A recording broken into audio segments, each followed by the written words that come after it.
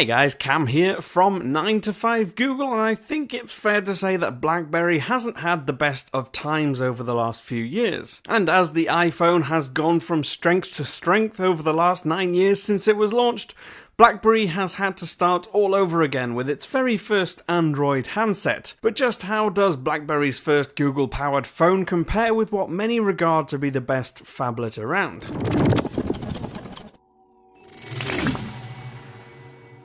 Now, last time I compared an Android device with an iPhone 6s Plus, it was the Motorola X Style, which, although besting the iPhone in a number of spec departments, is nowhere near as expensive. With the PRIV, the iPhone has a competitor which costs near the same amount. At $699 unlocked, it's only $50 cheaper than the lowest storage 6s Plus. But with that said, it's worth noting that the PRIV offers 32GB of internal storage and can be expanded up to an impressive 2TB if required. Design-wise, it's hard to think of two more different flagship phones than the iPhone 6s Plus and the PRIV. But then again, you could say that about any phone in comparison to the QWERTY-equipped portrait slider from Waterloo. While the iPhone is a single seamless piece of 7000 series aluminium with rounded edges, the BlackBerry has a soft-touch carbon fiber effect plastic back panel. Now, although the pattern looks great and the rear shell feels great, it does have some give in it when you press it down. Now, that's not to say it's weak, it actually feels pretty solid overall. The sliding mechanism is smooth and isn't loose, and the display which slides up is given a sense of durability and class by a metal frame and back panel. Size-wise, with the PRIV shut, the iPhone is a few millimeters taller than the BlackBerry. Slide it open to reveal the keyboard, and understandably the PRIV is much longer. What I did appreciate, however, is that even when open the PRIV is well balanced. Unlike older slide-up phones, it's not top-heavy at all. Overall, on the design front, I think for most users the iPhone is going to appear the better option. Clearly there are fewer moving parts, and its sturdy aluminium frame is very durable.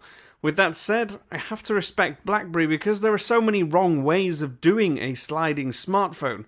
Getting that sliding mechanism to feel right and making it balanced in hand and ensuring that it feels good takes a lot of consideration and thoughtful design, so I'm pretty impressed. And the curved glass on the edges shows BlackBerry still knows how to build good hardware. With all that said, the Apple smartphone is still an example in how to make an elegant, beautiful and solid phone. Now, talking displays, both the phones have their upsides. BlackBerry has equipped its first Android phone with a dual-curved 5.4-inch Quad HD resolution display.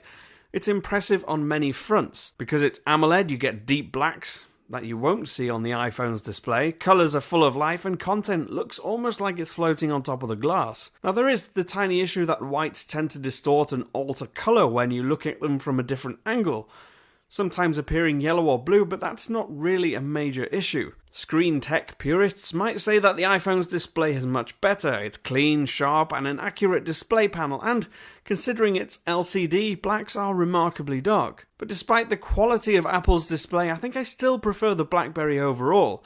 Even though you can't really tell the difference between Full HD and Quad HD in terms of sharpness, the curves do add a very aesthetically pleasing element. As you swipe through content, it appears to curl around the edges, which is really neat. It's the kind of added feature that makes the user experience just a little different. Now, looking at technical specifications of the two devices, you'd think performance and battery life was vastly better on the BlackBerry. But that's where looking at specs on paper can be misleading.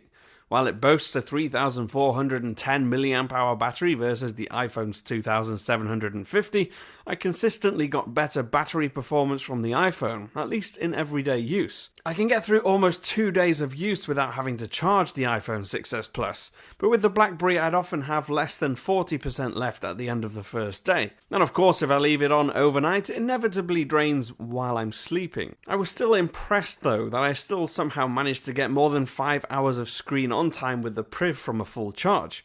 What's more, it has Quick Charge 2.0 support, meaning you can charge it back up to 70% in the space of an hour. Overall speed and smoothness is generally good on both phones, although most of the time it did appear like it was a little bit more effortless on the iPhone. There were moments of lag and stutter on the PRIV, but the hexa-core Snapdragon 808 chip does a pretty good job of rendering most animations. Having seen how Marshmallow has impacted lower-end devices, I predict BlackBerry will be even better when Android 6.0 drops for the PRIV. Meanwhile, the iPhone's A9 processor was about as buttery smooth as you can expect. I saw very little delay or frame rate dropping.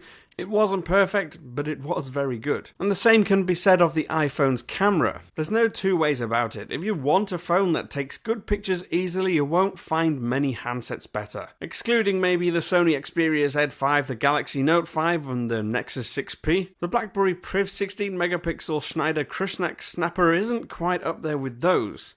But it's a decent enough camera. In good daylight, the PRIV's camera can take some really great shots that are sharp. I particularly like the exposure compensation bar on the bottom of the screen that lets you alter brightness levels during shooting. In low light though, things aren't so hot. And although both can take good pictures in daylight, I think the one thing that stood out for me when comparing results was the dynamic range. While the iPhone seems to cope well with contrasting levels and balances them out, BlackBerry's gives a much harsher distinction between the light and the dark areas of the picture. As an overall, both phones have their advantages. Both are big, fast devices with good battery life and great design. I think on the hardware front, for most people, the iPhone is going to be the better option, and that's not without mentioning the iOS ecosystem, which, as much as it pains me to say it as an Android fan, is still very, very strong. Thanks to BlackBerry's security software though, it's easy to ensure you can keep this device protected from potential hacks. If you were to ask me personally, I think the PRIV is one of the best smartphones ever made.